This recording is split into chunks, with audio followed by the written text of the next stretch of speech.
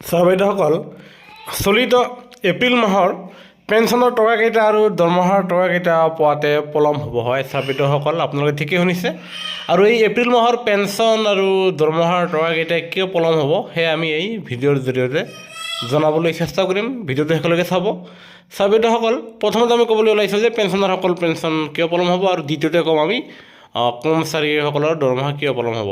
পেঞ্চনাৰসকলৰ pension এইবাবেই পলম হ'ব কিয়নো আপোনালোকে জানেই যে আপোনালোকে প্ৰতি মাহৰ 25 তাৰিখৰ পৰা আপোনালোকৰ পেঞ্চনৰ টকাকেইটা আপোনালোকৰ একাউণ্টত সোমাবলৈ ধৰে, আৰু যাৰ ফলত এইবাৰ আপোনালোকে মন কৰিব, এইবাৰ এপ্ৰিল মাহৰ 25 তাৰিখ দিনাখন পৰিছে, সেয়া পৰিছে 4th ছেটাৰডে। সেইদিনাখন 25 এপ্ৰিল বেংক বন্ধ থাকিব।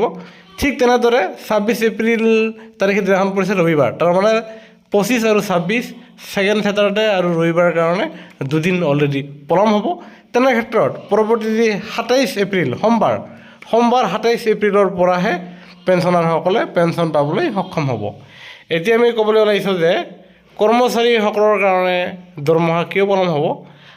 সেয়া হ'ল ইতিমধ্যে ৰাজ্য চৰকাৰৰ ফালৰ পৰা যি জাননী প্ৰকাশ পাইছে, আৰু এতিয়া প্ৰতি জিলাৰ পৰাই বিভাগীয় কৰ্তৃপক্ষৰ পৰা কৰ্মচাৰীসকলৰ নিজ বিভাগীয় কৰ্তৃপক্ষৰ পৰা জাননী প্ৰকাশ পাই আছে, আৰু য'ত লিখা আছে যে এইবাৰ কৰ্মচাৰীসকলক আয়োগত কৰ্মযোগী এপত তেখেতসকলক ৰেজিষ্ট্ৰেশ্যন কৰি কমচে কম 3টাকৈ তেখেতসকলক কৰ্চ চাই সেয়া চাৰ্টিফিকেট সংগ্ৰহ কৰি বিভাগীয় কৰ্তৃপক্ষক জমা দিবলৈ কৈছে। আৰু বিভাগীয় কৰ্তৃপক্ষ মানে DDO পৰ্যায়ত তেওঁলোকে আয়োগত কৰ্মযোগী এপত ৰেজিষ্ট্ৰেশ্যন কৰিছে কি কৰা নাই, কৰ্চ চাইছে কি চোৱা নাই, তেওঁলোকে চালি জাৰি চাব।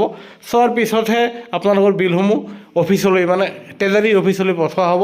তেনে ক্ষেত্ৰত এপ্ৰিল মাহৰ দৰমহা কৰ্মচাৰীসকলে মে' মাহৰ 4 তাৰিখ মানে সোমবাৰৰ পৰা আপোনালোকে পাবলৈ সক্ষম হ'ব। সেয়েহে আপোনালোকৰ প্ৰতিটো শেহতীয়া খবৰ আমাৰ চেনেলটো ছাবস্ক্ৰাইব কৰিবলৈ নাপাহৰিব। ধন্যবাদ।